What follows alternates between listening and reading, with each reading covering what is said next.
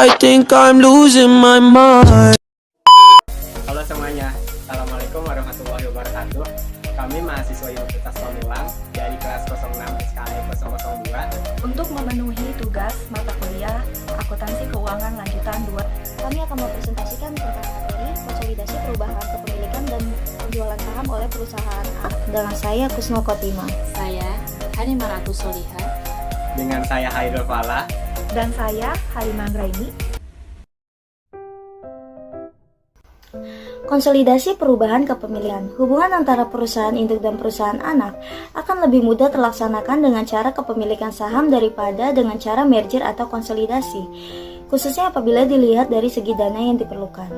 Melalui kepemilikan saham, hak kontrol terhadap perusahaan lain dapat dilakukan secara bertahap. Terlepas dari metode pencatatan yang digunakan, perubahan hak kepemilikan akan mengakibatkan perubahan saldo rekening investasi saham pada perusahaan anak. Perubahan dalam saldo rekening investasi saham-saham perusahaan anak dalam hal ini tidak disebabkan oleh perubahan nilai investasi seperti halnya pada metode equity, namun disebabkan oleh bertambah atau berkurangnya jumlah relatif atau percentage. Transaksi modal atau saham pada perusahaan anak akan berpengaruh terhadap perusahaan induk.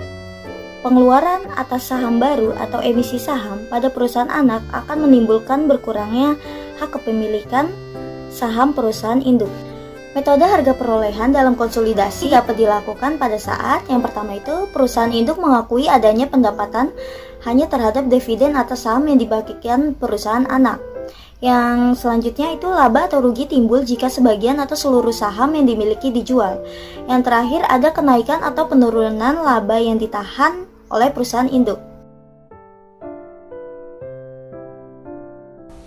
Hubungan antara perusahaan induk dan perusahaan anak lebih mudah dicapai melalui pemilikan saham daripada dengan cara merger atau konsolidasi, khususnya apabila dilihat dari segi dana yang diperlukan.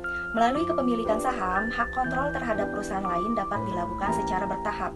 Akan tetapi, kepemilikan saham yang dilakukan secara bertahap berarti bahwa hak pemilikan saham perusahaan anak itu berubah-ubah.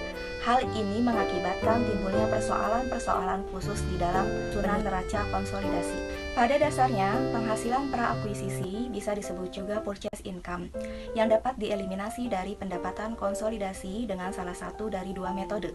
Penghasilan pra-akuisisi dapat dieliminasi dengan mengeluarkan penjualan dan beban perusahaan anak sebelum akuisisi dari penjualan dan beban-beban konsolidasi. Jualan dan nilai buku investasi yang dijual. Nilai buku investasi harus tentunya sama dan mereferensikan terhadap operasi investasi. Jika perusahaan induk memperoleh kepemilikannya dalam beberapa pembelian yang berbeda, saham yang dijual harus diidentifikasi pada akuisisinya. Hal ini biasanya dilakukan atas dasar identifikasi khusus atau masuk pertama keluar pertama. Penjualan kepemilikan. Apabila perusahaan induk atau investor menjual kepemilikan, keuntungan atau kerugian atas penjualan dihitung sebagai perbedaan antara hasil akuisisi bagian pembagian. Suatu perusahaan mungkin memperoleh kepemilikan perusahaan lain dalam satu rangkaian pembelian saham yang terpisah selama satu periode. Jenis akuisisi seperti ini tidak menimbulkan masalah analisis baru apabila induk perusahaan mempertanggungjawabkan investasinya menggunakan metode ekuitas. Akan tetapi, akuisisi seperti ini memerlukan perhitungan pendapatan investasi dan laba bersih konsolidasi yang rinci. Rincian perhitungan dan prosedur akuntansinya diilustrasikan pada bagian ini. Baik, di sini saya akan menjelaskan pertemuan 12 tentang penambahan saham kembali oleh perusahaan anak.